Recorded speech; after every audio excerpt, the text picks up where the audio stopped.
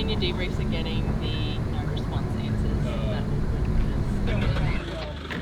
So I'm the mechanic on site, basically getting them all ready, which is getting them running, checking, doing all the fuels, all the oils, air filters, making sure from a safety point of view that they're good to go. You got to realise that everything that I do, everything that we do in facilities, is being used. You'd build something and you'd think, oh, you never break this, but kids are pretty good. they seem to manage. So now you over-engineer everything. Way back then in 1996, we saw the beginnings of young people having to make tough decisions. Mum wasn't there.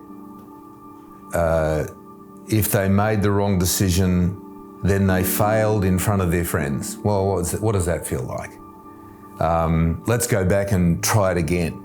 I don't want to. Okay, well, that's a decision. And so then the friends would all get behind them and say, come on, give it another go.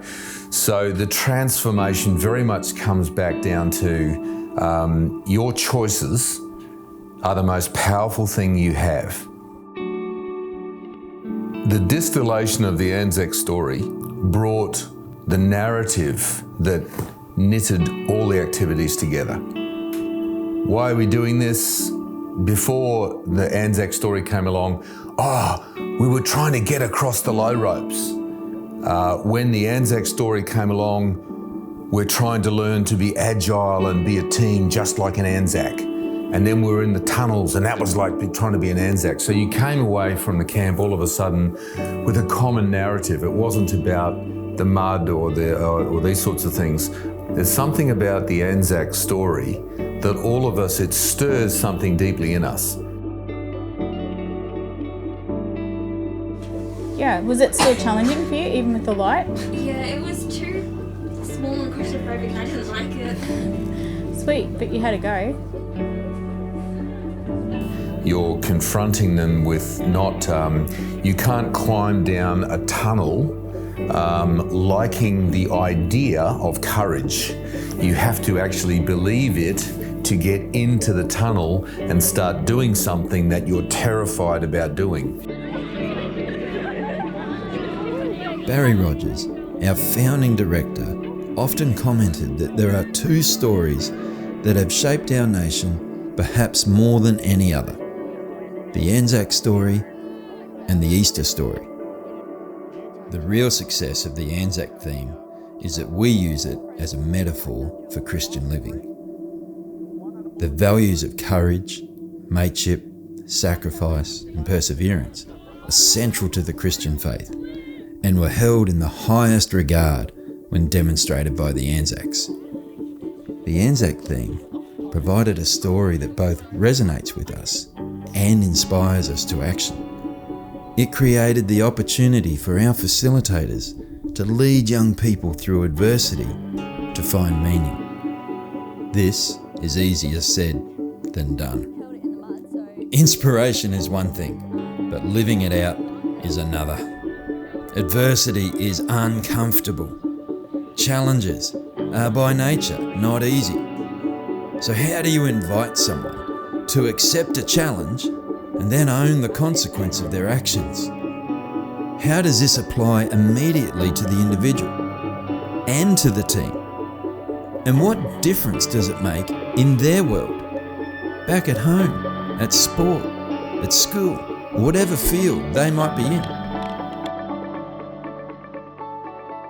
We have a bell outside the admin door, and people often ask what it's about, but the story behind it is we want to create a culture where we celebrate the wins. I think we're good at identifying the things that need to shift and change, and we're good at going, well, we're on a trajectory to here, but you have to celebrate the little wins along the way. So that's to help us remember to do that.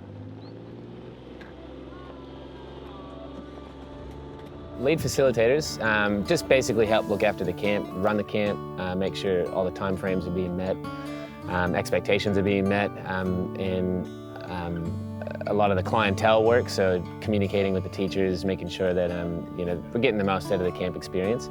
and as well as setting the tone and the experience for the camp. What we do at Emu Gully is provide a deep end experience. It's experiential learning. It's having a go and realising, wait, that didn't work. We could change some things up and have another go and learn from that. And to me, that's Emu Gully in a nutshell. Outdoor education is that. It's experiential learning. You've got to have a go, you've got to make mistakes, and in the making mistakes, you move forward. So it's normalising the making of mistakes and then helping them to leverage that to move forward. And I think in that is helping young people build resilience, because you build resilience by going through the challenge. Our goal in the activities is to kind of help contrast a little bit how the Anzacs handled themselves in certain situations. And then when we do the activities, yes, the activities are fun and not definitely not as intense as what the Anzacs had to go through. But it just helps expose a little bit of the values and the experience a little bit. Tunnels, for instance, a lot of people got to muster up quite a bit of courage just to get into the tunnels.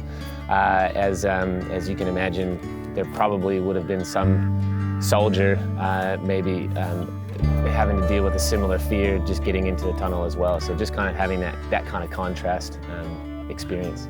I think the setup is essential. So we will never do an activity without telling a story first, because a story brings context and it brings a little bit of inspiration. So if we talk about people who have done stuff already, that's a challenge and that's hard, and that maybe is a little bit uncomfortable, then it creates a platform for people to go, oh, I could probably do that too.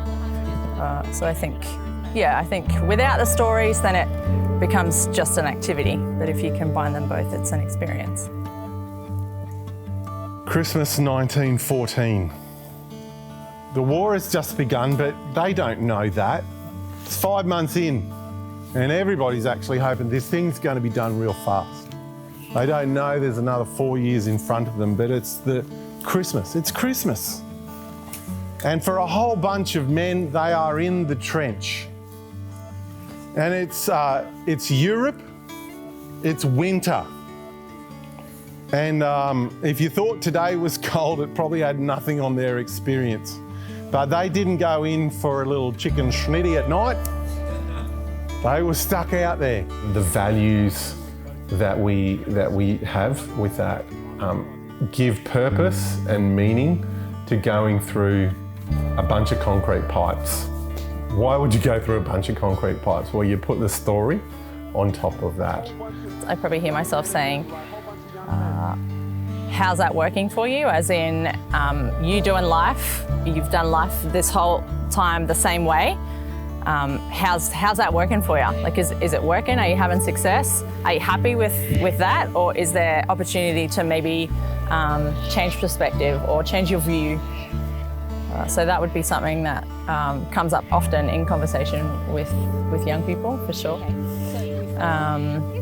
Is that all you've got? Sometimes that's one that's thrown out a little bit. Is that all you've got? Can you give a little bit more? Is there somebody else that you can look sideways for, to your left or to your right? So yeah, it's that constant kind of challenging a behaviour and or thinking just to help them look differently. We all need that, don't we? We all need somebody to come in and go, hey, have you seen that? Or have you tried it this way? Or have you seen that person over there who's just, has tears streaming down their face? What makes an activity successful is the outcome. You can dream up an activity, and if it just doesn't work with the kids or you're not achieving an outcome, you really need to change the activity so that it appeals to kids. You cannot force an outcome. The activity will actually have its own outcome, and the outcome that you want to see has to be positive. We can measure it the best we can, but the best is the stories that come back. And we take heart that the stories that come back that say, hey, this is the best part of my education, this is the greatest time I've ever had on the camp. I see things differently. I'm going to live my life differently. What we're about is changing people's lives. What we're about is giving them an experience that makes them stop and think and value their whole life. And that's what we do that not everyone does. And that's what I'm so very proud of. You know, often kids will think, I've had it tough, I've had things happen and life's thrown me some curveballs. And then they come out here and then they find even more strength, and they then know what I've had to deal with in life has been tough, but I can draw on the strength that I know that I have within me, and I've persevered and I've pushed through, and I can do that and apply that to my life. I can give that extra, I can give that bit more. You are tired. You have injuries. Some of you don't feel that well. Some of you argued and are frustrated. But you went anyway. And not only did you go, you ran home. You ran past the finish line.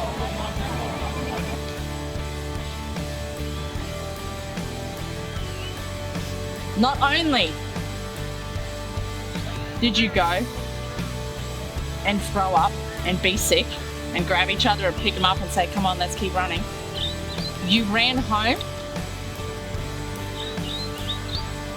and you pulled the track back the first time in 16 minutes, the second in 11, the third in 8:28, and the fourth when you are the most frustrated in 7:56.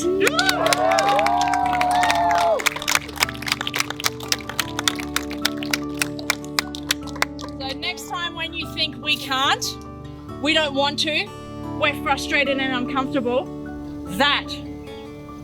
this team, this is who you are. And all of the humanity that comes with that.